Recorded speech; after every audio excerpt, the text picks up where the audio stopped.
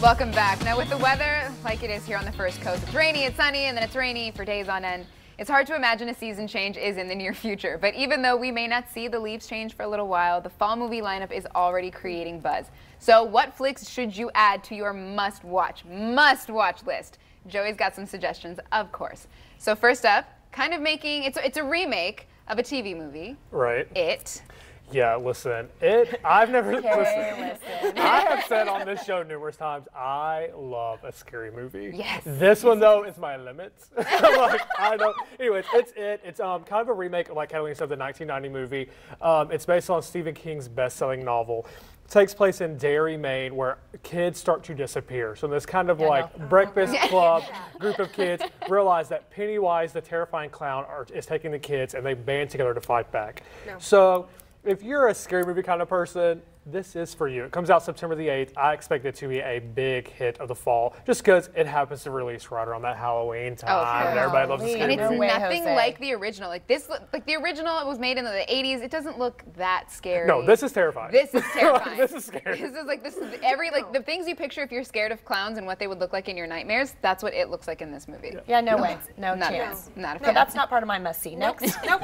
So next is the movie that's really been kept under wraps. It's called Mother. It stars Academy Award winner Jennifer Lawrence and Javier Bardem, but it also features Ed Harris, Michelle Pfeiffer, and randomly Kristen Wiig. It's being That's kind of a juxtaposition period. Yeah. They released the trailer maybe a week ago, and it was very mysterious. It's being sold as a psychological horror movie about love, devotion, and sacrifice.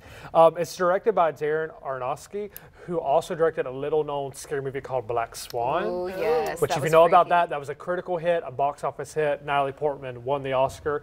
So people are wondering, will this kind of fall in that same scary psychological vein? And I think it's going to. Yeah, especially because you can't really tell from the trailer, like, what is the story? What is going on? Very mysterious. Well, the whole premise is that I believe Jennifer Lawrence and Javier Bardem are in a house, and people show up that need a place to stay, and it all turns from there. Oh, so don't let strangers in your house. That's the end of the movie right there. Exactly. It's a 5-minute lesson movie. one, don't let a stranger in your house. And I really like being hospitable, so these kind of things freak me out. No, next. And you can't handle it today. The next movie, I saw the trailer, I think before I saw Wonder Woman, ironically. And it stars Idris Elba, Golden Globe winner, Oscar winner Kate Winslet. Two people who I just love their work, period. Like, no matter what they do, I'm just a fan of theirs.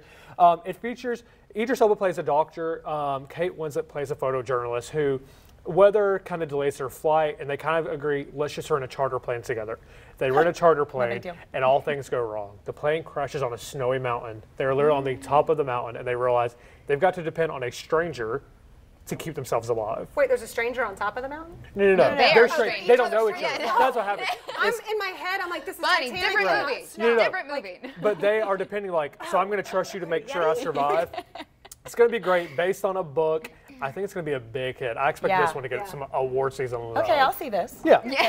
Not too scary. The next one, it's called Goodbye, Christopher Robin. I'm one of those people, I just think Disney movies just happen. But if you've ever looked into Mary Poppins, there's a long history of how Mary Poppins came to be. Oh, yeah. They all do. Yeah, this is kind of that same premise. It's called Goodbye, Christopher Robin. It's a biopic and a period piece. And it actually tells a story of how Winnie the Pooh and Christopher Robin came to be. The trailer is getting a lot of buzz. I encourage you to find it on YouTube. I think it's going to be a sleeper hit of the season. This looks awfully dramatic for a story about how Winnie the Pooh came to be. Isn't that crazy? Like, what is going on? You just think like Winnie the Pooh These are the happened. roots of Winnie the Pooh. Right? There's a cocktail bar, there's nightclubs, what? But Where was Winnie? Goodbye, Christopher Robin comes out October 13th, would make for a great date night movie. Fellas, there you go. That was a hint. There, wink, wink, hint, hint.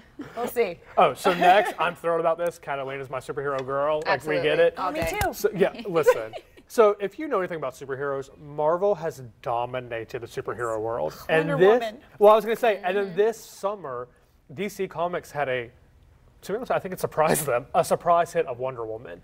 So they're trying to see if lightning will strike twice, because as the Avengers have been saving the world, the Justice League has finally stepped up to kind of say it's our turn.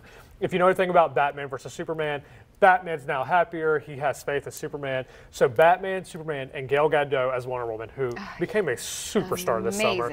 They team up with The Flash, Aquaman, who's played by Jason Momoa of Game of Thrones fame, and then Cyborg, both Cyborg and Flash by newcomers. This looks good. I'm really excited to see this. I think it's going to be a hit. This is going to be like head-to-head with the Huge. Avengers because they're bringing in all these DC characters that have never had their own standalone movie besides Wonder Woman. Comes out November 17th, so they're kind of tiptoeing on award show season. I think it's going to be huge, especially after Wonder Woman became the biggest movie of the summer. Yeah. Well, it's like we had any choice. Right, Come on. I mean, trust me, I'm all about Wonder Woman, but man, we had bad movies this summer. Yeah, it wasn't that great. But it's Ben Affleck in a Batman suit. See, now you know why bodies go. Enough said. Another one that I like deep down in my heart, I'm just thrilled for. It's Pixar's, Pixar like puts out like a movie year. It's Pixar's Coco. It focuses on a little boy named Miguel who dreams of becoming an idol like his, becoming a music legend like his idol. This is my favorite, Ernesto de la Cruz. In desperate proof of his talent, Miguel and his dog Dante find themselves in the land of the dead. It's getting a lot of great buzz. It's by the director who brought you Finding Nemo and Toy Story 2. So, it's got that same, good team behind it.